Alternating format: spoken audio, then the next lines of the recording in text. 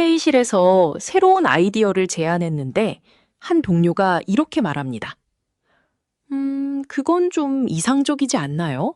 현실적으로 불가능할 것 같은데, 보통은? 당황하며, 아, 그럴까요? 라고 움츠러들죠. 그런데 어떤 사람은 다릅니다. 그 우려도 충분히 이해됩니다. 구체적으로 어떤 부분이 가장 걱정되시나요? 라고 되묻습니다. 똑같은 상황인데 반응이 완전히 다릅니다. 오늘 4가지를 알려드릴게요. 사실 상대방의 말투 속에는 그들이 숨기고 싶어 하는 열등감이 그대로 드러납니다. 특히 공격적으로 반박하거나 부정적으로 평가하는 말 뒤에는 자신의 약점을 감추려는 심리가 작동하고 있습니다. 심리학에서는 이를 투사 방어 기제라고 부릅니다.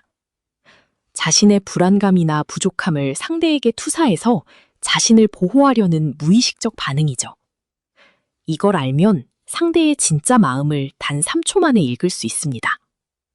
단 하나, 그들은 말 속에 숨은 감정의 방향을 읽을 줄 알 뿐입니다.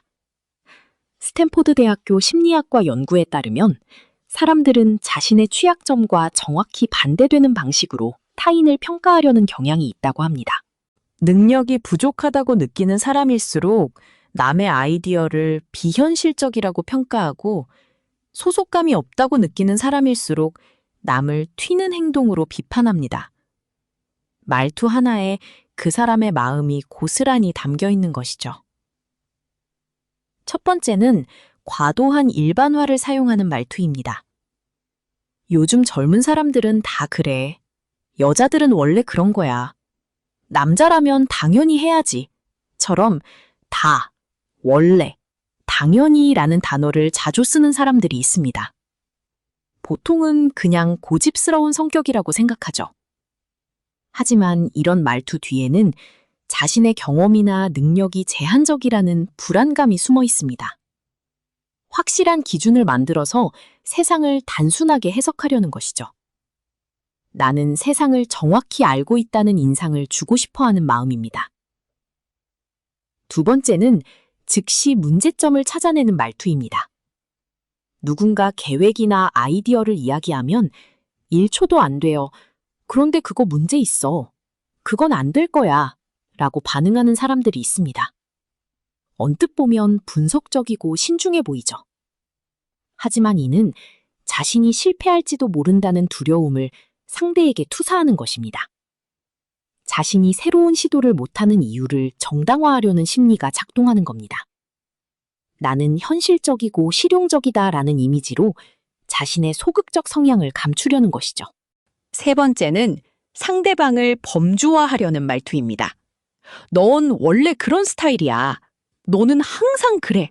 처럼 상대를 특정 틀에 가두려고 합니다. 심지어 칭찬할 때도 역시 너는 공부만 잘하는구나. 너는 착하긴 한데 세상 물정을 몰라. 처럼 제한적으로 표현합니다. 이런 말투는 자신이 타인보다 우위에 있다는 느낌을 주려는 것입니다. 실제로는 자신의 정체성이 불분명하다는 불안감에서 비롯됩니다. 다른 사람을 명확하게 정의함으로써 상대적으로 자신을 더 특별해 보이게 만들려는 심리입니다. 네 번째는 과거 경험을 증거로 제시하는 말투입니다. 내가 해봤는데 안 돼. 예전에 우리 회사에서도 그런 일이 있었어. 라며 자신의 경험을 절대적 기준처럼 이야기합니다. 경험이 풍부해서가 아닙니다. 오히려 새로운 상황에 대한 적응력이 부족하다는 열등감을 감추려는 것이죠. 자신이 아는 좁은 범위의 경험을 보편적인 진리인 것처럼 포장해서 현재 상황을 통제하려고 합니다. 변화에 대한 두려움이 이런 말투로 나타나는 것입니다. 그렇다면 이런 말투를 만났을 때 어떻게 반응해야 할까요? 첫 번째 방법은 감정이 아닌 구체적 정보를 요청하는 것입니다. 요즘 젊은 사람들은 다 그래 라는 말을 들으면 구체적으로 어떤 경우를 보셨나요? 라고 되묻습니다. 그건 안 될 거야 라고 하면 어떤 부분이 가장 우려되시나요? 라고 묻습니다. 이렇게 하면 상대방도 자신의 막연한 불안감을 구체적으로 들여다보게 됩니다. 공격적 방어막 뒤에 있는 진짜 관심사를 찾아낼 수 있죠. 두 번째는 상대방의 경험을 인정해 주는 것입니다. 그런 경험을 하셨군요. 라고 먼저 인정하고, 지금 상황에서는 어떤 점이 달라질 수 있을까요? 라고 연결시킵니다. 상대방의 방어심을 누그러뜨리면서도 현재 상황으로 자연스럽게 시선을 돌릴 수 있습니다. 과거에 매몰된 사람일수록 현재와 과거의 차이점을 인식하게 해주는 것이 중요합니다. 자신의 경험을 무시당하지 않았다는 안정감을 주면 더 열린 마음으로 대화할 수 있게 됩니다. 세 번째는 선택권을 돌려주는 질문을 하는 것입니다. 그럼 어떤 방향이 좋을 것 같으세요? 라고 상대방이 주도권을 갖도록 유도합니다.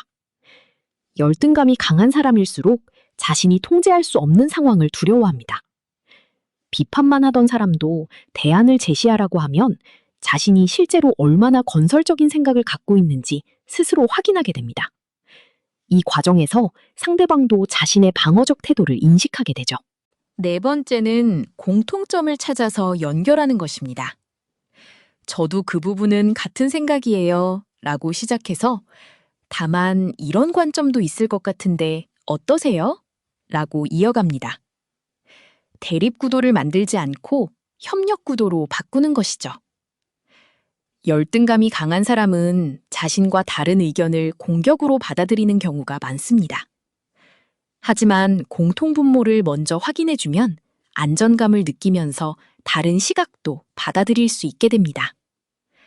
이런 기술을 쓰다 보면 흥미로운 변화를 목격하게 됩니다. 처음에는 방어적이고 비판적이던 사람이 점점 자신의 진짜 고민을 이야기하기 시작합니다. 사실 내가 걱정되는 건 예전에 이런 실패를 해서처럼 솔직한 마음을 드러내죠. 이는 심리학에서 말하는 방어 기제의 해소 과정입니다. 안전한 환경에서는 사람들이 자연스럽게 가면을 벗게 되는 것입니다. 하지만 여기서 중요한 것은 상대방의 열등감을 파악한다고 해서 그것을 지적하거나 치료하려고 해서는 안 된다는 점입니다. 당신이 열등감 때문에 그러는 거 아니에요? 라고 말하는 순간 모든 관계는 파괴됩니다. 목적은 상대를 변화시키는 것이 아니라 더 나은 소통을 하는 것입니다. 상대방의 마음을 이해하는 것만으로도 대화의 질은 완전히 달라집니다. 실제로 이런 소통 방식을 연습해보면 놀라운 일들이 벌어집니다. 회의에서 항상 반대만 하던 동료가 건설적인 의견을 내기 시작하고 비판적이던 상사가 격려와 지지를 보내주기도 합니다. 가족 관계에서도 마찬가지입니다.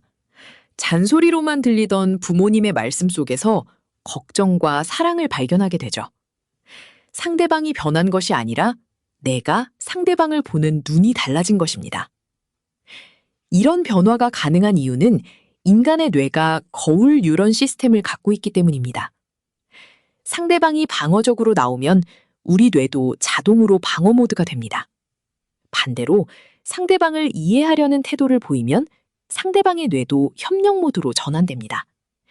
이는 의식적인 노력이 아니라 뇌의 자동적 반응입니다. 한 사람이 소통 방식을 바꾸면 상대방도 자연스럽게 따라오게 되어 있습니다. 그런데 이 모든 기술의 핵심은 결국 하나입니다. 상대방을 판단하려는 마음을 내려놓는 것입니다. 저 사람은 왜 저럴까가 아니라 저 사람은 지금 무엇을 느끼고 있을까로 시선을 바꾸는 것이죠. 판단하는 순간 우리는 상대방을 이해할 수 없습니다. 이해하려는 순간 판단은 저절로 사라집니다. 이것이 진짜 소통의 시작점입니다. 완벽해질 필요는 없습니다. 오늘 하나만 해보세요.